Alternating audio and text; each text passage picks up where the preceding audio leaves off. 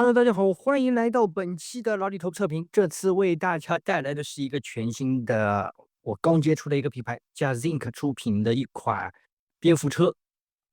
这一款想必除非是老粉啊，一般都没有看过这个版本，因为它是1966电视剧版的啊，这个蝙蝠侠里面的摩托车，非常非常经典的一款作品。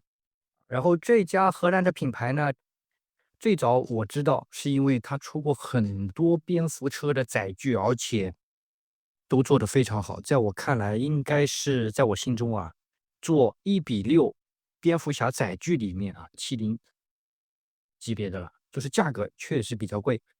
今天我们就来把玩一下它，非常非常大、非常非常厚重的一个盒子啊，官方的定价呢将近1万块啊，9900多。今天我们就来玩一下。啊，它是有一个签名款的，但这个签名呢没有到，它是分开寄。但是最早的这位演员呢，啊，已经过世的，所以这个签名呢，从国外过来也比较慢。外包装就是可以看到啊本次的这个载具，然后所有的这个铭文标识都有。我个人还是非常喜欢他们家最早应该是基顿的那个蝙蝠飞机啊，那个战机真的是很帅啊。咱们今天就来拆一下，这个东西拆起来挺硬的。里面我们可以看到这个包装啊，全是泡沫板，没有那种一般1:6可动人偶里面都是那种比较精细的，它这个就比较死碎了。出来非常纯啊，毕竟是合金的，它也不是塑料啊，慢慢剥。毕竟从国外过来的话，我感觉这个大家伙啊会有这个一个风险。我们可以看到这边车头啊，已经有一点形象在这里，还有一些其他的一些配件包。我们就当一个开箱视频来吧。首先，咱们来一点点的拆。包装确实除了外包装以外啊，不是特别的晶莹，很朴素。然后咱们先看一下这上面这一小盒啊，可能是电源，而不然电源一个啊，因为它可以亮灯啊。这家牌子之前还有过一个猫女，我记得那个真的是做的，老版那一猫女做的非常帅啊，好几个版本。你不是看到这里面的是，给你翻一下，很贴心，转接口都给了一个。啊，这个你以后什么去国外旅游的时候都能用到，这东西啊有点意思。里面还有一个英文的说明书啊，转接头的一个说明书，很细呀、给的很细致。然后这边还有一个是个小的一个内六角，应该是组装或者是包东西的，不知道里面有没有说明书啊？因为我没有玩过他家的载具，咱们得慢慢来啊。毕竟接近1万，这个价格啊有点猛了，拆的时候还得当心。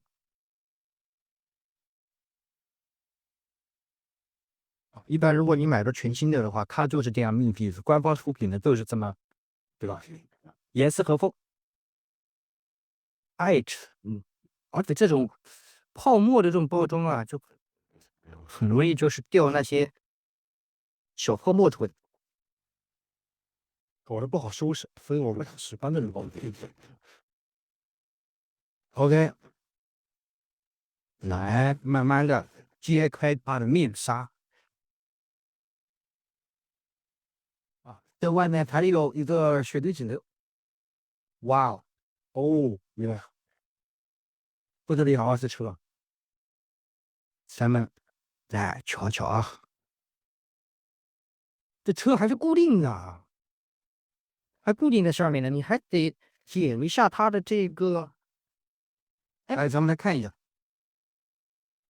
啊，还得剪下来的，包装就是这么朴素，细节我们稍后再看啊。现在我先把这两辆车给拆下来，给大家看一下具体的感觉如何。好了，经过这个螺丝的拆卸啊，终于把这两辆车给拆出来了。首先，我已经把这个亮灯效果给点亮了啊，需要它拖线板。然后它整个的亮灯结构我看了一下，好家伙，就这一个灯。我以为仪表盘起码会亮一点啊，但是没有。我们可以看到这里的话，它只有一些仪表盘的一些涂装，上面有一个小电脑啊，但这个小电脑上没有涂装，还是略显粗糙。然后整个的质感啊，塑料加合金，总体还是不错的。特别可以看到这个座椅啊，真实的这个材料啊，摸上去很舒服啊，像干毛皮一样的，很有感觉。然后其他的这些面板，哎，都是塑料。避震器啊是没有联动的，纯一个涂装啊。但是轮毂这里全是合金，可以看到非常亮啊，包括两个排气都是合金件。轮胎这个细节确实做的挺好的。发动机内部啊是有一些细节涂装的，但是呢看的不是非常的清楚。然后再到前方这个轮毂啊，整个车啊，你看这几能玩一玩能推，但是它没有刹车，联动的地方也非常少啊，像比如说这些踏板都是不可动的，比较可惜。到了上方这边油箱是不能去动的，握把这里刹车可以去动一下啊，然后看一下其他的左右它都没有的，是固定的好像。哦，我来看一下，哦，转向是有的，转向是有。然后看一下车灯前方啊有没有亮灯结构啊，刚刚没仔细看。然后我们转到前头啊，车灯有亮，卤素大灯，哎呀，还是这灯做的还可以啊，非常素，挺亮。而且因为它是插线的一个方式啊，所以说，哎，亮度还是可以。整个的钢琴烤漆的漆面，我觉得还是做的挺不错的。前挡风比较容易沾指纹。说实话啊，我个人觉得，嗯，将近万位数这个价格啊，我内心以为是它的可动会更多一点啊，可能另外几个啊，像基顿呐、或者是贝尔的那些载具会好一点啊，细节应该会多一点。整个排气是真的很亮啊，轮胎啊也有这个刚出厂这种油光嫩嫩的感觉啊，刹车灯也有亮点，也有亮。上面有一层膜啊，我没有撕掉，撕掉的话它会更亮一点。然后咱们再来看一下侧面，这个东西啊拿起来的时候要非常当心啊，只能握在这些地方，不要握这里，全是脆的啊，很容易断。然后看一下这边的一些细节，效果还可以啊。如果你是有现在 XT 好像没有出啊，之后如果会有早期电视剧版本的这一个蝙蝠侠的话，可以搞在一起，我觉得还是挺不错的。然后这边刹车链条它没有真实，只是做了一个涂装，而且这涂装啊，说实话，我们进去看一下，一般嘛。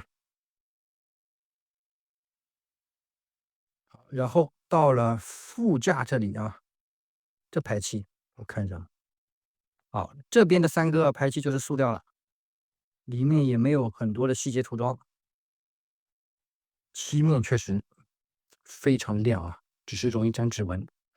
这边的这个轮胎也是合金件，很亮。我们再转一下，从这个角度来看一下，尺寸是非常大的啊。好，然后接下来另外一个主体，这一辆备用小车啊，你可以去放在这个位置，但是它没有一个卡扣，你就只能放在上面，而且很容易掉，看到吧？这个就完全没有什么亮灯结构了。我们来放下来看一下啊。首先我们看一下握把这里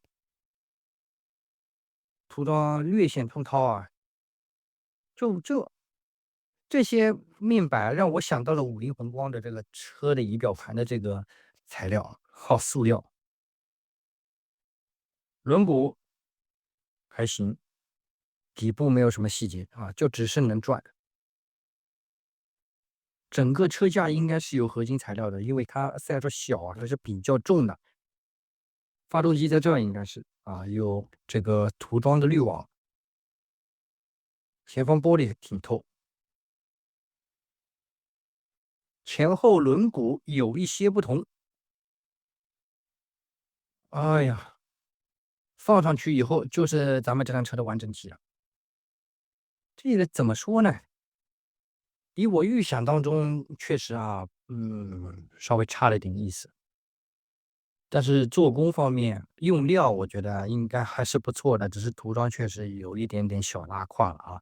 然后可动机构少了一点，我觉得这么贵的一个价格啊，应该给玩家更大的一些体验。当然，能买得起这个的，实际上也无所谓了，就是一个情怀啊。毕竟这么老的一部电视剧啊，看的人确实很少。